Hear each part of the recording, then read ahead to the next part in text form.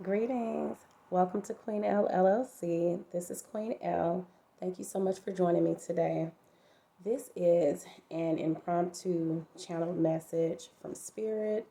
I woke up feeling led to speak this message out to you, to the universe, to the collective, just to ensure that the message from God, from our spirit guides, from our ancestors, is conveyed to everyone. So, thank you so much for joining me today.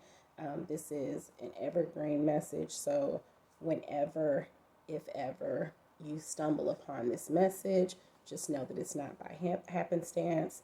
It is because you are meant to hear this message. So, again, thank you so much for joining me, and I'll dive right in. The message, as the title of this video states, is to protect yourself.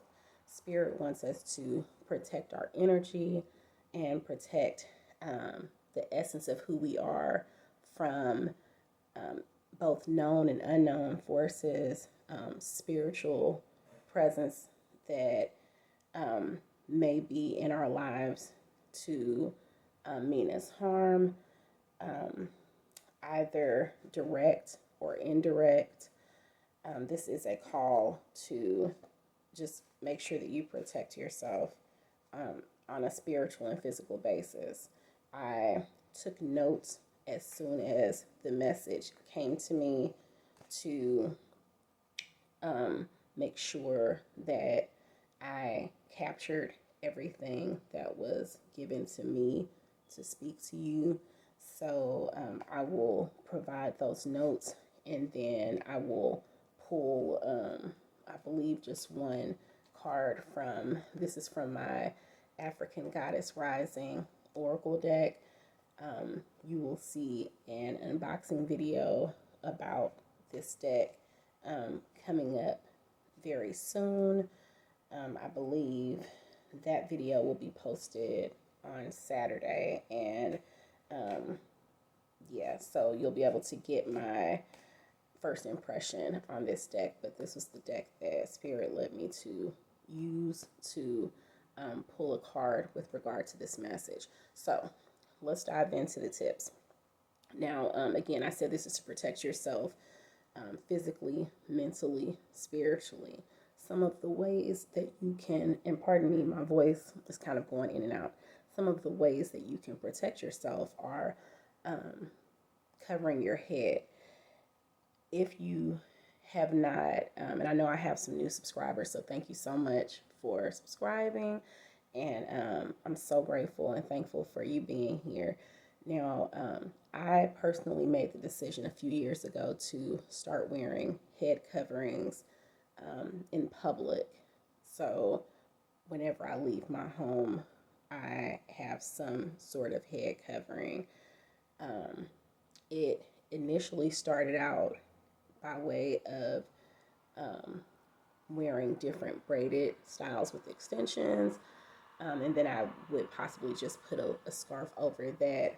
But at this point, 100% of the time when I'm outside of my home, even let's say answering the door for a delivery, or going and getting a package from outside, or checking the mail, to running errands or any appointments, I wear a head covering. It was something that Spirit led me to do for no definitive reason. Nothing happened to prompt me to do it, but that was just what I felt led to do. And once I started doing it, I felt covered and protected immediately. So, in various different cultures, if you're familiar with any religions, different religions have their reasons for head coverings, and it's not necessarily a gender specific thing. It's a universal thing, and it's just about protecting your ori, which in Yoruba is essentially the essence of who you are. It's your higher self, but also your crown chakra, just the source of your own spirit. It's covering you, protecting you from outer forces, outer energy. So that would be one thing I would recommend is the head, covering your head to protect yourself. Another thing is to meditate, pray, release, to just to center yourself, to align your chakras, and to keep yourself at an optimal state of being so that you're spiritually and mentally equipped to kind of handle anything that comes your way.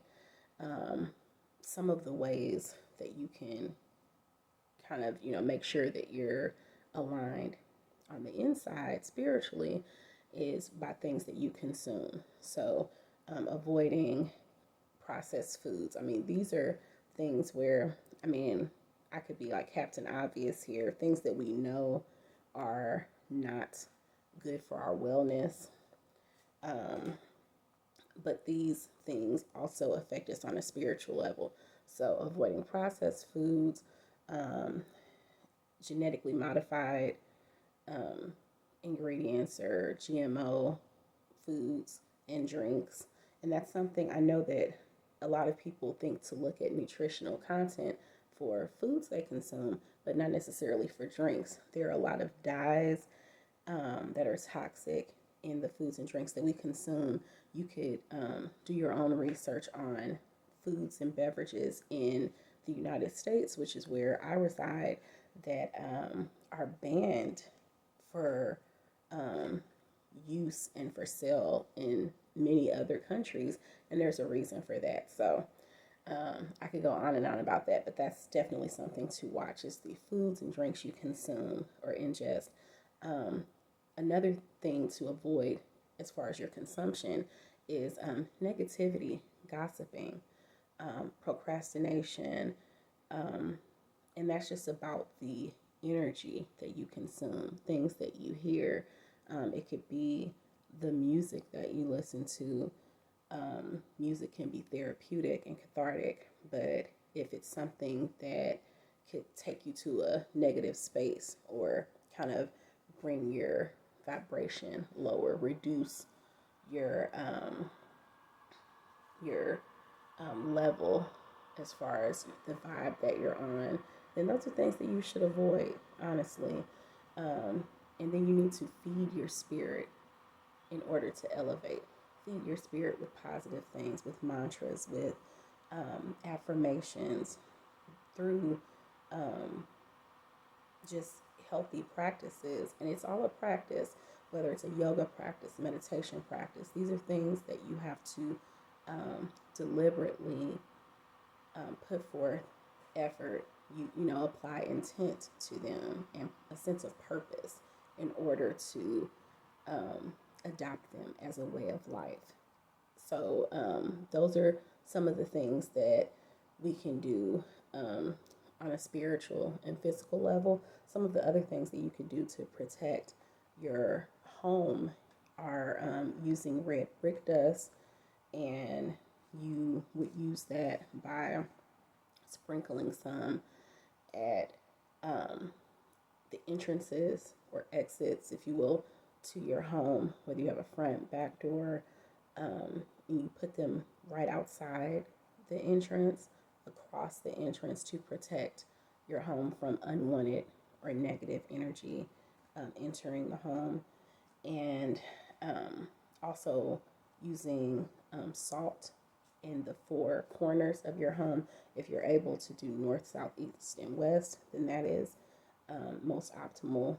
Otherwise, just the four furthest corners within your home. And to, again, using intent and a sense of purpose to make sure that when you do that, that you speak what the purpose is of you doing that. And then, most people know about smudging to remove negative energy. Because sage, there is the issue of cultural appropriation as far as white sage specifically. But with some indigenous cultures or communities, there is Palo Santo is a way to clear your home of negative energy, and it's something you can do for yourself, for your household, your children, through your home, and again, use intent and purpose when you do that, so that you can speak what the reason is, the purpose why you're doing that. So that's something else. Let's see. I believe that is it. I'm just feeling called to share that everyone needs to keep themselves protected right now. Okay, so I'm going to pull a card now. I've been shuffling, as you can see, this whole time. So let's see. Okay, so this one is, and again, I said this is my African Goddess Rising Oracle deck. So this is the Shashe Ya, and it says joy. Now, this card, and all of the cards have a depiction of an African goddess, and there is what looks like a Yoruba word, and then another word in English below it. So this one says joy, and if you look at the card, it is, and I've meditated on these cards as well because this is a new deck for me. Is this is Earth Mother, here to protect us, here to let us know that she's there for us. When I think of Earth Mother, I think of Ceres. So I'm going to include my Ceres retrograde video that I posted sometime over the past month. And we are in Ceres retrograde right now until, let me see, I have my notes pulled up, until May 6th. Now, Ceres retrograde means that sometimes it can mean that Earth Mother is neglecting us or leaving us alone. But what it means is it allows us to do for ourselves, to nourish ourselves, to nurture ourselves, to not kind of lean on Earth Mother as a crutch and be too or overly dependent on her. So that falls in line with the things that I just mentioned that we can do for ourselves, also spiritual baths as well. So tap in to your own intuition, let that guide you as far as the proper practice for you, whatever works for you and for your own wellness. One other thing that I just thought of as a way of protecting yourself is by using crystals as well. So I have clear quartz in this necklace, and this is to help to kind of center me, ground me, and to help give me focus and to clear my mind of any type of clutter. But there are other crystals that you can use. I will link my one of my meditation videos where I mentioned what crystals you can use. One of the crystals you can use for protection is Tiger's Eye is a good one, as well as amethyst is a good crystal for protection. Make sure that you are using a crystal that comes from a reputable source and not something that is generic or plastic or glass, because those are being sold and purported as being crystals as well. You can do a heat test to verify or validate that you have a genuine crystal. I have most recently been put in contact with Inner Crystallization. That is a source that I have used recently, and I can report that though and vouch for those crystals being genuine. But you can light a crystal or put heat under a crystal to see if it returns back cool, or if, to know that it's definitely a genuine. If it starts to light up or to burn, then you know that you have, or if it's singed, then you know that you have something that's costume or plastic, so that's not real. But yes, so crystals as well. Also mojo bags, and you could have some herbs for protection. So we'll get into that in a future video, but I did want to mention that as well. I hope that this message was received well. I appreciate you. Ashe. Peace.